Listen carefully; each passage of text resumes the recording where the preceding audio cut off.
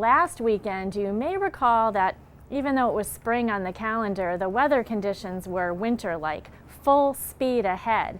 But that did not stop thousands of faith-filled pilgrims from attending the annual Divine Mercy Sunday celebration at the National Shrine of Divine Mercy in Stockbridge. My chains are gone, have been set free. Thousands braved the harsh weather conditions. Temperatures were in the 20s with a wind chill of 12 degrees.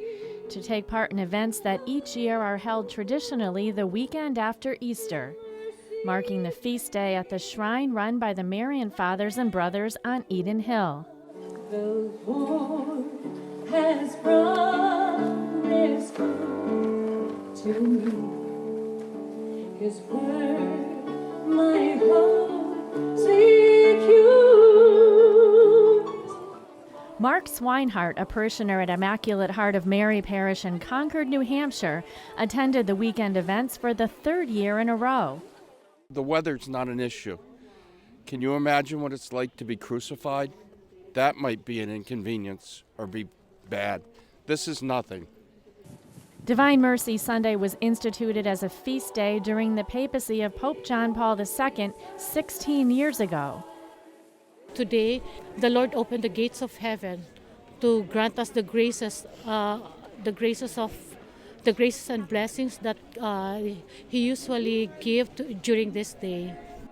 This year's event had an added significance as Pope Francis declared this year a Jubilee Year of Mercy.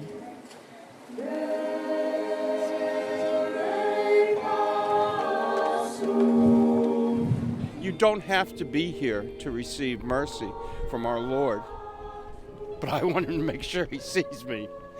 So it's in my heart and in my mind, and I feel that I have a responsibility to my Christian life to be here.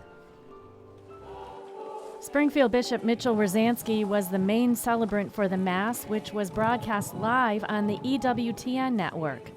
The bishop said he was heartened to see the thousands of faithful who were so devoted to the story of divine mercy that began in the 1930s with the revelations of a Polish Catholic nun, now a saint, Faustina Kowalska.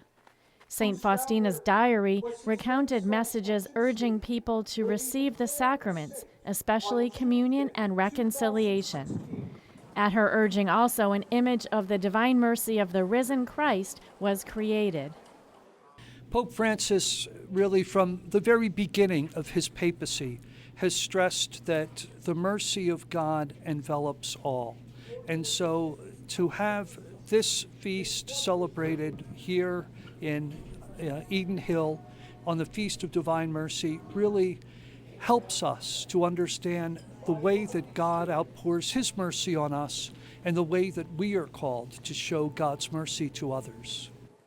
James Chang, a parishioner of Our Lady of Mount Carmel Parish in Elmsford, New York, says he and his wife Vivian travel to the shrine every year after Easter with their daughter Tina, who was born with cerebral palsy. After all the sufferings and everything, we come here really for healings, you know what I mean? It's a blessing for us, you know. Our soul feels better, you know, I mean, like we are hoping for miracles too, you know, which we believe in.